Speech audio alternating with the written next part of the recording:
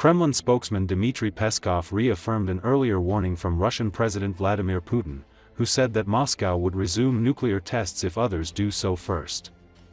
If someone abandons the moratorium, Russia will act accordingly, Peskov said in a call with reporters.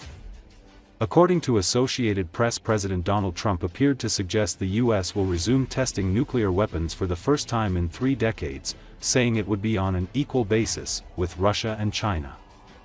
The Kremlin pointed out that a global test ban on nuclear test has remained in place, but warned that if any country resumes nuclear testing, Russia would follow suit. Peskov emphasized that Russia's recent tests of the Burevestnik nuclear-powered cruise missile and the Poseidon nuclear-powered underwater drone had nothing to do with the global ban on testing nuclear warheads.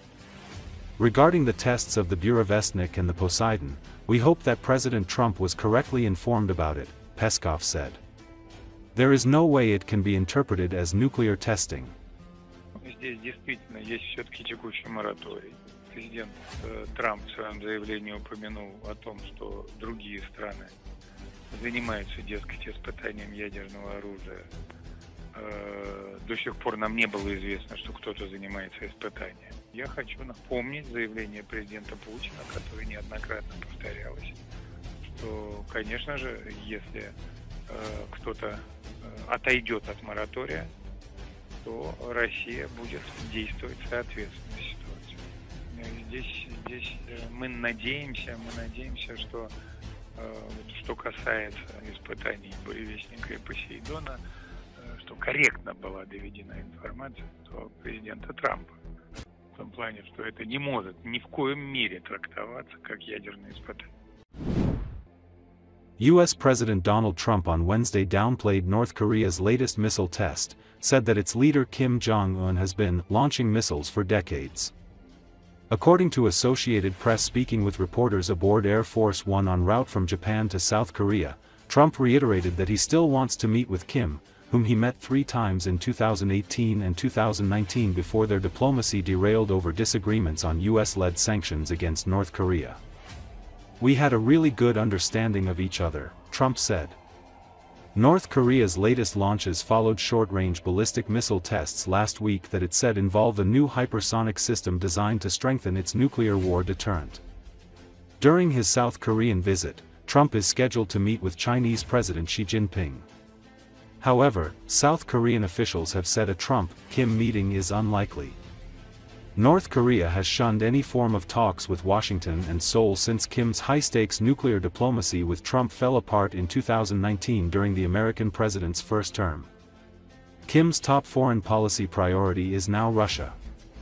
In recent months, he has sent thousands of troops and large quantities of military equipment to help fuel President Vladimir Putin's war in Ukraine, while embracing the idea of a new Cold War and positions his country as part of a united front against the US-led West. Oh, I don't know. He's been launching missiles for decades, right? It's another missile that was launched. I always had a very good relationship with him. So, at some point I'll be meeting. The schedule is very tight, as you know, but at some point I look forward to meeting him again. But we had a very good relationship. I mean, more than a relationship. We had a really good understanding of each other. We met, we spoke to each other numerous times, and we had a good relationship. At some point, we'll be involved with North Korea. Does that mean no meeting with Kim Jong-un this trip? I don't know. People are trying. I think they'd like to, and I'd like to, but I also want to focus on China. Our focus is now on tomorrow with China, and I want to make that the focus. But we'll come back and we'll, at some point in the not too distant future, meet with North Korea.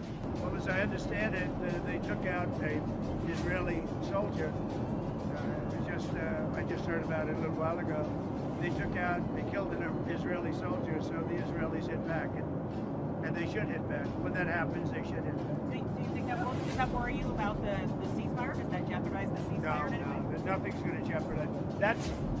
You have to understand, Hamas is a very small part of peace in the Middle East, and they have to behave. They're on the rough side, but they said they would be good, and if they're good, they're going to be happy, and if they're not good, they're going to be terminated. Their lives will be terminated. and they understand that.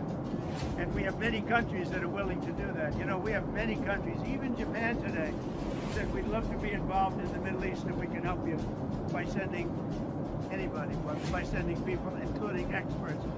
But we have many countries that would do that, not just Israel. No, that's a very strong piece. Hamas is a small thing, but they kill people. They grew up killing people, and I guess they don't stop. But nobody knows what happened to the Israeli soldier, but they say it was sniper fire, and it was retribution for that, and I think they have a right to do that. Yes. Yeah. We're looking at that right now. That's starting because we're getting into phase 2, and that's starting. You have to understand, Hamas is a very small part of the overall Middle East peace. We have peace in the Middle East.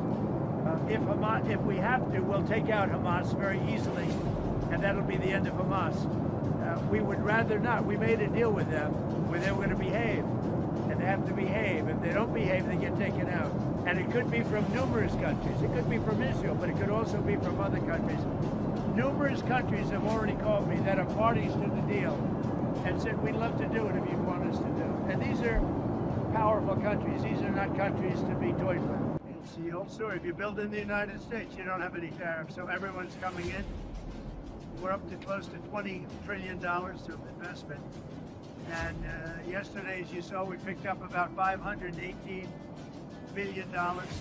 These are big numbers. These are numbers that no country has ever seen before. And we're now going, as you know, to South Korea. Then I'm meeting tomorrow with President Xi.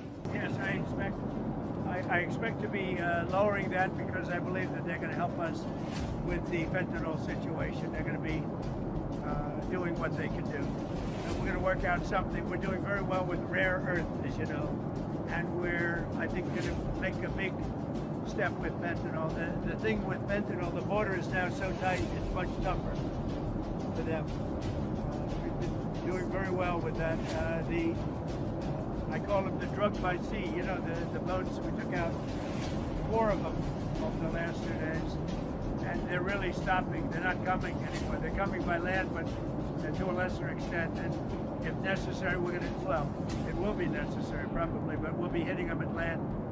But the boats are very few and far between. We took in tremendous amounts of death. I call them the boats of death. Tremendous amounts of death coming into our country. And over the last 2 days, I guess we took out 4. But there are very few of them. There are very few of them now. That's down, I hear that's down about 80% by water. The drugs by water down, as you know, about 80% down.